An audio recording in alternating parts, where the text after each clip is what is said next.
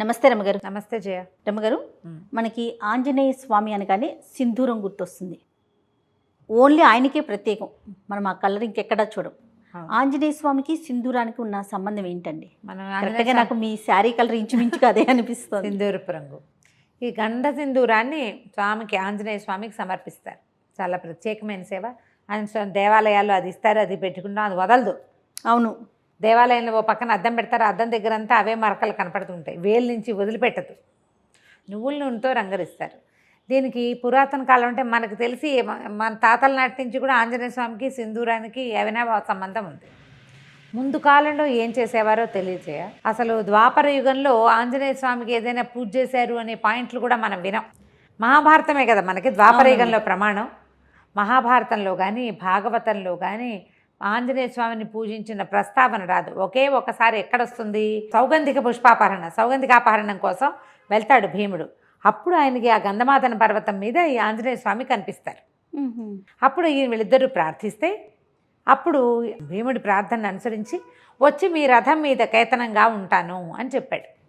అర్జునుడి రథానికి జెండాగా ఉన్నాడు.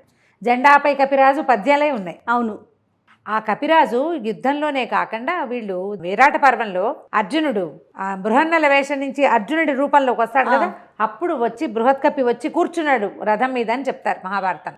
ఓహో, కపి వచ్చేసాడట. ఆంజనేయ స్వామి వచ్చి యుద్ధం అనగానే అర్జునుడి రథం మీద ఉండాలి, వచ్చి కూర్చున్నాడు అని చెప్తారు. అవి తప్ప ఆంజనేయ సేవా కాలాలు మనం అసలు చూడం. కానీ మనకి కలియుగంలో మన ముందు తాత ముత్తాతల నాటి నుంచి ఆంజనేయ స్వామిని సేవించడం ఉంది. కాలక్రమంగా రకరకాల కథలు వెలుగులోకి వచ్చాయి. పరాశర సంహితలో ఒక ప్రత్యేకమైన కథనని చెప్తారు ఆంజనేయ స్వామి సింధూరము కాంబినేషన్ మీద. ఎందుకు వీళ్ళిద్దరికీ ఈ సంబంధం ఉంది అని. రావణ వధ అనంతరం పట్టాభిషేకం జరిగింది సీతారాములతో పాటు. ఆంజనేయ స్వామి కూడా వీళ్ళంతా వచ్చారు. ఓకే, ఆంజనేయ స్వామి, సుగ్రీవుడు, తార, అంగదుడు, రుమ, వాళ్ళే కాకుండా మళ్ళీ విభీషణుడు, జాంబవంతుడు అంతా కూడా శ్రీరామ పట్టాభిషేకం చూడడానికి అయోధ్యకి తరలి వచ్చారు. చాలా కాలం ఆంజనేయ స్వామి సీతారాముల సేవలోనే ఉన్నాడట. అయితే ఒకనాడు ఆయన వచ్చేసరికల్లా సీతాదేవి సింధూరం పెట్టుకుంటుంది, బొట్టు పెట్టుకుంటుంది. అప్పుడు పాపిట్లో బొట్టు, సీమంతంలో బొట్టు పెట్టుకోవటం మన విధానం కదా. రామాయణ కథ అంతా నార్త్ ఇండియా కథగా మనం చెప్పుకుంటాం. వాళ్ళకి పాపిట సింధూరం చాలా ముఖ్యం ఆ ప్రాంతం వారికి. బొట్టు పెట్టుకుంటుంటే ఈయన అడిగాడు, అమ్మా ఈ సింధూరం ఎందుకు పెట్టుకుంటున్నావు నువ్వు అని అడిగితే సీతాదేవి చెప్పిందట, రాముడు అత్యంత ప్రీతిపాత్రుడుగా ఉంటాడు. బొట్టే రాముని యొక్క ప్రీతి, ఆయనకి ఇష్టం. రాముడు ఎక్కువ కాలం చల్లగా ఉండటానికి ఈ బొట్టు పెట్టుకుంటేనే ఆయనకి మంచిది. రాముని ప్రేమ, దానికి కారణం ఈ బొట్టు అని చెప్పింది. ఈయన ఆలోచించుకున్నాడు, ఈవిడ ఒక్క చిటికెడు బొట్టు పెట్టుకుంటేనే ఈవిడ తప్పిపోతే రాముడు ఎంత దుఃఖపడ్డాడు. ధీరోదాత్తుడైన వాడు, మామూలు వాడు కాదు, మహావీరుడు. ప్రపంచంలో ఉన్న వీరులందరినీ తోసిరాజనగలిగిన వాడు. ఆమె లేకపోతే ఎంత దుఃఖపడ్డాడు. అంత ప్రీతి, చిటికెడు బొట్టుతోటి అంత ప్రీతి వచ్చింది, అంత ప్రేమ భార్య అంటే. అందుకని ఆ సింధూరాన్ని తను కూడా పెట్టుకోవాలనుకున్నట్టు ఆంజనేయ స్వామి. రాముని ప్రేమ, దాన్ని గెలవటం, రాముడు ఎంతో కాలం చల్లగా ఉండటం కోసం రెండు చెప్పింది కదా. అవును, ఆయన ఎప్పటికీ గెలుపొందుతూనే ఉండాలి రాముడు అంటే. మనం కూడా పెట్టుకోవాలనుకుని నేనేం చేశాడు, సరే అట్లా వెళ్ళి సింధూరాన్ని తెచ్చుకున్నాడు.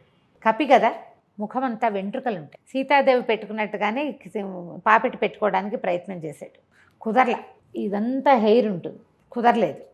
సరే ఏమనుకున్నాడు, ఎట్లా రాలిపోతుంది ఇది, ఆవిడ పెట్టుకుంటే ఉందే, నేను పెట్టుకుంటే ఎందుకు లేదు, రాలకుండా ఉండాలంటే ఏం చేయాలని నువ్వుల నూనె కలిపాడట. అందులో కలిపిన తర్వాత ముఖం మీద పెట్టుకున్నాడు, నుదుటి మీద పెట్టుకున్నాక ఆయనకు అనిపించింది, ఒక్క చిటికెడు ధరిస్తేనే సీతాదేవి అంటే ఆయనకి పంచప్రాణాలు కదా, శరీరం అంతా ధరిస్తే రాముడికి ఇంకా ప్రీతిపాత్రుడిని అవుతాను నేను అనిపించింది.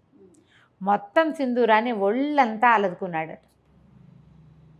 ఆ స్వరూపంతో రాముడికి కనపడడానికి సభాస్థలికి వెళ్ళాడు. వెళ్ళేసరికల్లా అందరూ నవ్వారు చూస్తే. వాళ్ళంతా సభలో ఎంతమంది ఉన్నారు, అయోధ్యాపురవాసులంతా ఉంటారు, ఇంకా సామంతులు, వాళ్ళు వీళ్ళు చాలామంది ఉన్నారు. ఈయన సంబంధించిన వాళ్ళు కూడా, ఆంజనేయుడికి సంబంధించిన జనం కూడా చాలామంది ఉన్నారు. ఏమిటి వేషం హనుమ అని రాముల వారు అడిగితే అప్పుడు ఏం చెప్పాడంటే, చిటికెడు సింధూరం సీతాదేవి ధరిస్తేనే ఆమె నీకు అత్యంత ప్రీతిపాత్రాలైంది కదా, అందుకని నీ ప్రీతిని పొందడానికి నేను సింధూరం పట్టించుకున్నాను స్వామి అని చెప్పాడు. ఆ మాటకి చాలా సంతోషించాడట శ్రీరాముడు. ఎవరైతే ఆంజనేయుడికి సింధూరం పెడతాడో వాడు నాకు అత్యంత ప్రీతిపాత్రుడు. ఏ ఇంట్లో ఆంజనేయుడికి సింధూరాన్ని ఇస్తారో వాళ్ళ ఇంట్లో నేను ఉంటాను. రాముడు మనతోటి ఉంటే ఏమిటి, తక్కువేమి మనకు రాముడు ఒక్కడుండు వరకు అన్నారు త్యాగరాజు. ఆయన ఉంటే ఏమీ తక్కువ లేదు, అన్నీ ఉన్నట్టే, సర్వం ఉన్నట్టే, భగవంతుడు మనతోటి ఉండటం. దాంతో అప్పటి నుంచి ఆంజనేయ స్వామికి సింధూరం ఇవ్వటం ఒక పద్ధతిగా మారింది. ఆయనకి సింధూరం ఎక్కించడం అనేది ఒక సేవ ఉంటుంది. మంగళవారాలు కొన్ని దేవాలయాల్లో స్వామికి సింధూరం మొత్తం పట్టిస్తారు. ఏవైనా ఆర్థిక సమస్యల్లో ఉన్నవాళ్ళు, ఒక తెలియని కారణాలతోటి ఇబ్బంది పడతారు. అంతా వ్యాపారం నడుస్తుంటుంది, ఏవో ఇబ్బందులు వస్తాయి, పిల్లలు పెళ్ళిళ్ళు కుదురుతాయి, ఏవో ప్రాబ్లమ్స్ వస్తాయి, అన్నీ బాగానే ఉంటుంది, ఏమిటో ఇబ్బంది, తెలియని కారణాలు ఉంటాయి వాటికి. అవి తీరటానికి సింధూరం ఎక్కించాలంటారు. అవి ఎక్కించడానికి ఏం చేస్తారంటే ఒట్టిగా పొడి సింధూరం కాకుండా దాంట్లో నువ్వుల నూనె కలుపుతారు. నూనె కలిపిన సింధూరం ఇంకా వదిలిపెట్టదు, అందుకే అది జిగురు. అవునవును, జిగురుగా ఉంటుంది కదా. అయితే ఈ గంధ సింధూరము, ఆ సింధూరపు దాన్ని తయారు చేసే రాళ్ల వల్ల ఈ నువ్వుల నూనె కలిపితే కొన్ని చోట్ల మోకాళ్ళ నొప్పులకి వాటికి వైద్యంగా కూడా నార్త్లో వాడతారట. దాన్ని ఎక్కువ కాలం వృద్ధాప్యం రాకుండా ఉంటుంది సింధూరం అలదుకుంటే అని చెప్తారు. కానీ శరీరం అంతా సింధూరం పట్టించుకొని మనం ఎక్కడ ఉంటాం, ఉండలేకపోతాం కదా. కనీసం సంవత్సరానికి ఒకసారైనా ఆంజనేయ స్వామికి ఈ సేవ జరిపిన వాళ్ళు అకాల మృత్యువు దరిచేరదు వాళ్ళని. ఏడాదికి ఒక్కసారి మనమే స్వయంగా అలంకరించగలిగితే మంచిది. లేదా దేవాలయాల్లో ఈ సింధూరం ఎక్కించే సేవ కనుక చేయిస్తే ఇక మృత్యువు రాదని చెప్పం మనం. అకాల మృత్యు 50కి 30కి 40కి ఇంకా బాధ్యతలు ఉండగా అమ్మా నాన్న బతికుండగానే పిల్లలు మరణించడం, 90 ఏళ్ళ అమ్మా నాన్నలు ఉంటే 70 కూడా రాని కుమారులు మరణించడం, 60లో కుమారులు 90లో అమ్మా నాన్న, పెద్దవాళ్ళిద్దరు ముదిబగ్గులు వాళ్ళు బతికి జీవించే ఉంటారు పాపం. ఈ 60 ఏళ్ళు వచ్చిన వాళ్ళు యంగ్గా యాక్టివ్గా ఉన్న వాళ్ళు చిటుక్కుని వెళ్ళిపోతారు. ఈ కష్టం రాకుండా ఆంజనేయుడికి సింధూర సేవ అంత మంచిది. వీళ్ళతోటి రాముడు ఉంటాడు. మామూలుగా మనం ఏం చెప్తాం, సహస్రనామాలకు తుల్యమైంది రామనామం.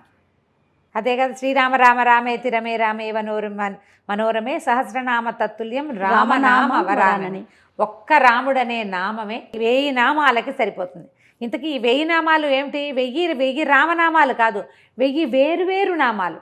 విష్ణువు యొక్క అనంత శక్తిమయాలైన 1000 పేర్లకి ఒక్క రాముడనే పేరు కరెక్ట్ మ్యాచింగ్, దానికి తుల్యమైనది. అలాంటి రాముడు మన పక్కన ఉంటాడు. అందుకని ఆంజనేయ స్వామికి ఈ సింధూరం ఎక్కించడం ఒక పద్ధతిగా మారింది. మనం ఇటీవల కాలం మనకు దగ్గరలో కూడా ఆంజనేయ స్వామికి ఏముంది, ఆయన ప్రతి వీధికి సందుకి దేవాలయాలు ఉంటాయి. అవును, ఫలానా చోటే సింధూరం ఎక్కించాలి అని పెట్టుకోకుండా ఎక్కడ కుదిరితే అక్కడ తమలపాకులతో సేవ చేయించడం. తమలపాకులు ఆకుపూజ చేస్తారు కదా, ఆయన ప్రీతి. తర్వాత ఈ సింధూర సేవ, ఇది కనుక చేయిస్తే చాలా విశేషమైన ఫలితం లభిస్తుంది. తప్పకుండా రమ్మగారు. నమస్తే. నమస్తే.